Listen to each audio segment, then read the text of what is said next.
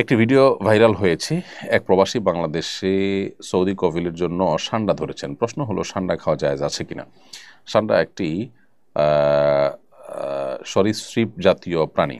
পরে দেখুন, সান্ডাকে কোরআন এবং হাদিসে দব বলা হয়। বর্তমানেও আরব দেশগুলোতে এটাকে দব বলা হয়।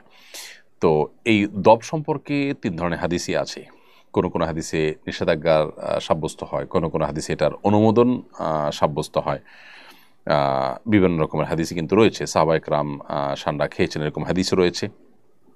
আবার নবী করিম সাল্লাল্লাহু আলাইহি ওয়াসাল্লাম সান্ডা খেতে নিষেধ করেছেন, সেরকম হাদিস আছে। যেমন সুনানে আবু দাউদের একটি হাদিস রয়েছে, যেটি বর্ণনা করেছেন আব্দুর রহমান ইবনে শিবল। তিনি বলেছেন যে রাসূল আকরাম সাল্লাল্লাহু আলাইহি ওয়াসাল্লাম নিষেধ করেছেন, নাহা খেতে তিনি নিষেধ করেছেন। এরকমটি সুনানে আবু দাউদে বর্ণিত হয়েছে।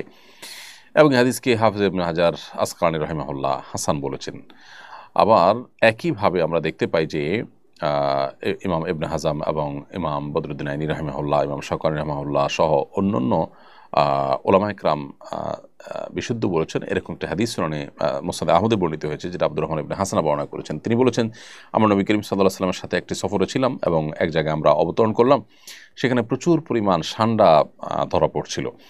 তখন সেই সান্ডাগুলো আমরা ধরলাম এবং জবাই করলাম। জবাই করার পর এটা পাতিলে যখন রান্না করা হচ্ছিল, রাসূল আকরাম সাল্লাল্লাহু আলাইহি ওয়াসাল্লাম বের হলেন। বের হয়ে বললেন যে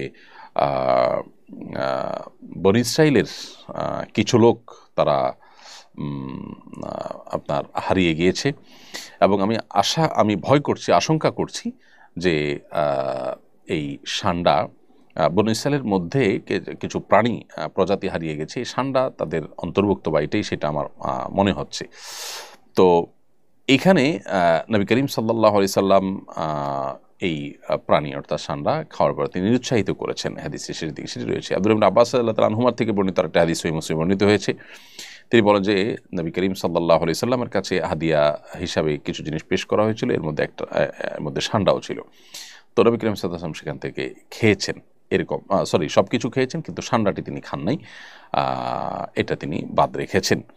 তাহলে আমরা মিশ্র পাচ্ছি এই সম্পর্কে। সবগুলো হাদিস যেহেতু বিশুদ্ধ এবং সবগুলো হাদিসই বিভিন্ন হাদিস কিতাবে বর্ণিত হয়েছে, এই জন্য সংখ্যাগরিষ্ঠ ওলামা ইকরাম ও বিশ্ব ওলামা ইকরামের মধ্যে সান্ডা খাওয়া জায়েজ, যদিও হানাফি ওলামা ইকরাম এটাকে মাকরুহ বলেছেন, অনুত্তম বা অনুচিত বলেছেন।